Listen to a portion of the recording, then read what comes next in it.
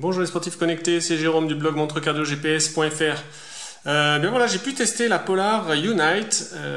Alors c'est une montre qui utilise la même plateforme que les autres montres Polar, donc les deux Vantage, la Grit X et l'Ignite. Simplement, elle a un peu moins de fonctionnalités et surtout elle est plus orientée fitness, en ce sens qu'elle n'a pas de puce GPS intégrée. Cela dit, donc c'est pas une montre GPS d'entrée de gamme. Vous allez voir, je vais vous détailler un peu toutes les fonctionnalités qu'on y trouve, et vous allez voir qu'il y a beaucoup d'outils sportifs de Polar, donc c'est une vraie montre de sport, mais avec quand même quelques limitations, notamment pour la course à pied et les autres activités type vélo, etc. Donc visuellement elle ressemble pas mal à l'Ignite, simplement il n'y a pas de couronne. C'est un boîtier noir complet, elle est très fine, super légère, elle fait 32 grammes. C'est un boîtier de 43 mm et surtout de diamètre et 10 mm d'épaisseur. C'est super fin, 32 grammes, c'est tout simplement la montre la plus légère que j'ai testée. La seule chose plus légère que j'ai testée, c'était des bracelets connectés et c'était pas des formats de montre. Donc c'est assez impressionnant. Sa principale différence avec l'Ignite, c'est que, comme j'ai dit, il n'y a pas de puce GPS à l'intérieur. En revanche, on peut utiliser un mode GPS connecté, c'est-à-dire que la montre va se connecter au smartphone pour récupérer ces données GPS. Ça a une contrainte, c'est qu'il faut que vous emmeniez votre smartphone avec vous chaque fois que vous allez faire une séance de sport avec GPS. L'écran, alors c'est un écran LCD de 240 pixels par 204. Donc là, c'est par rapport au format, c'est un grand format, un grand ratio d'écran par rapport à la taille du boîtier. C'est plus que la Suunto 3, c'est plus que la Forerunner 45S. Donc voilà, quand on regarde sur les formats des petites montres qui pourraient tout à fait convenir à des poignets fins d'hommes ou de femmes, ça reste le plus grand écran pour un aussi petit boîtier. Comme vous voyez, il n'est pas tout le temps allumé.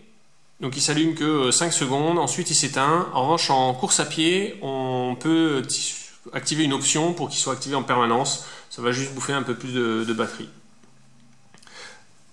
On a à l'arrière le capteur cardio de Polar, et puis on peut y connecter une ceinture cardio en Bluetooth et aucun autre capteur. Donc pas de capteur de footpod ou ni de capteur de vélo, juste une ceinture cardiaque. Les bracelets, ils sont standards, on peut les détacher par cette petite tirette qu'on trouve maintenant sur toutes les montres connectées. En revanche, le connecteur pour la recharge, lui, il est propriétaire, il ne faudra pas le perdre. Il y a un bouton ici qui sert à annuler, sinon après tout se fait par le tactile. Elle est étanche à 30 mètres. Et en termes d'autonomie, alors Polar annonce 4 jours d'autonomie, moi je dirais plutôt 3, et puis 3 à 4 en fonction de ce que vous utilisez, si vous avez beaucoup de notifications, si vous activez souvent l'écran, etc. Et puis 50 heures en enregistrement d'activité. Donc là 50 heures ça paraît énorme, mais c'est juste dû au fait qu'il n'y a pas de puce GPS à l'intérieur, ce qui est très gourmand en énergie. Donc du coup ça permet de, juste en récupérant les informations du GPS par le Bluetooth et le cardio avec le capteur optique, 50 heures d'enregistrement sportif.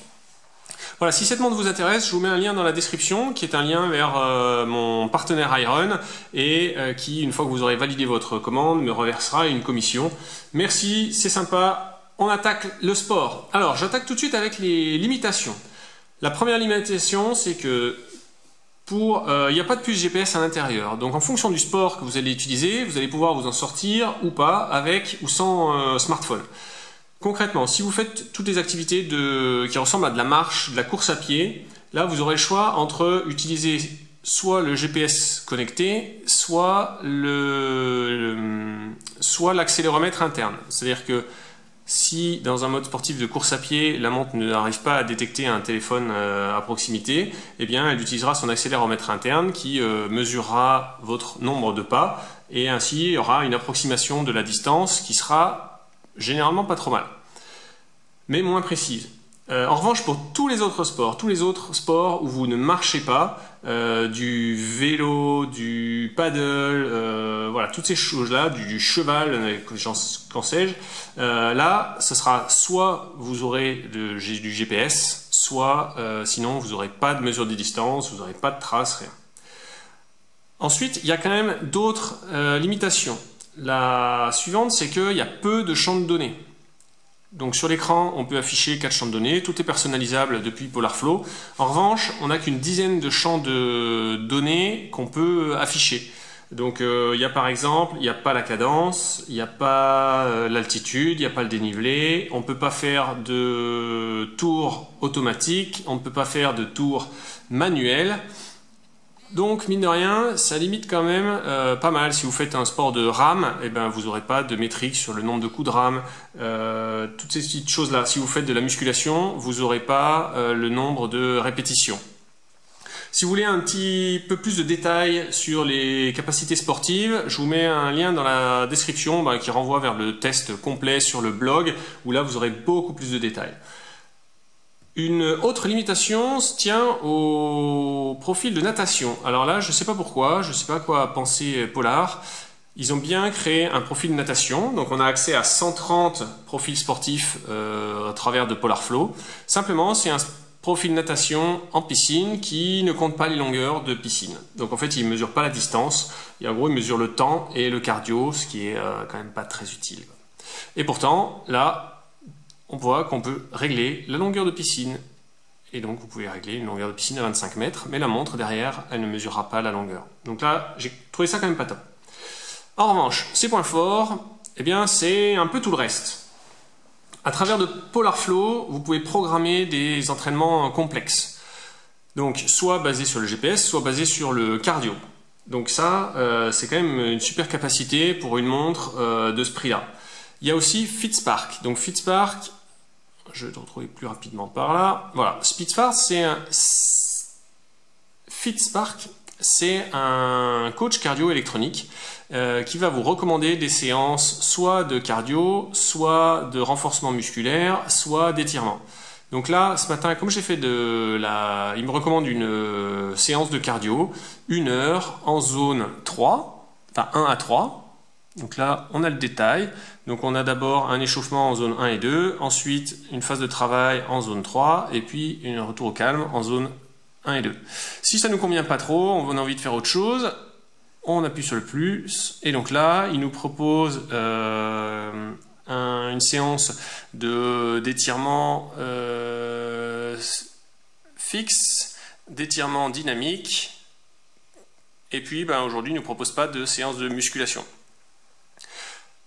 Ça, pour les débutants, c'est pas mal. C'est quelque chose qui va s'utiliser sur le long terme, qui a l'avantage de proposer différentes séances. Lorsqu'on fait une séance de renforcement musculaire ou d'étirement, eh bien, on a des petites animations.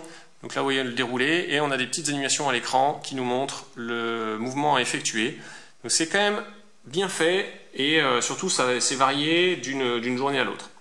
Ensuite, pour la course à pied, on peut bénéficier de programmes personnalisés sur PolarFlow, où donc là, on rentre la distance qu'on veut parcourir, donc mettons un 10 km, le nombre de semaines sur lesquelles on veut s'entraîner, et nous construit des séances d'entraînement toutes les semaines.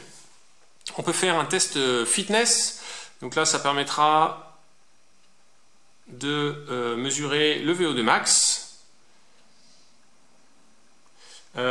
Et puis, donc ça fait quand même pas mal de capacités pour sportives réellement. C'est pas juste un tracker, un bracelet tracker d'activité quotidienne. Il y a réellement beaucoup d'outils pour le sport. En termes de suivi d'activité, eh bien on va faire le tour de quelques widgets qui sont disponibles. On a là l'activité quotidienne. Donc on a un nombre de pas, calories brûlées, le temps d'activité, voilà, c'est assez restreint, c'est très bien présenté sur PolarFlow, une fois que les données ont été transférées.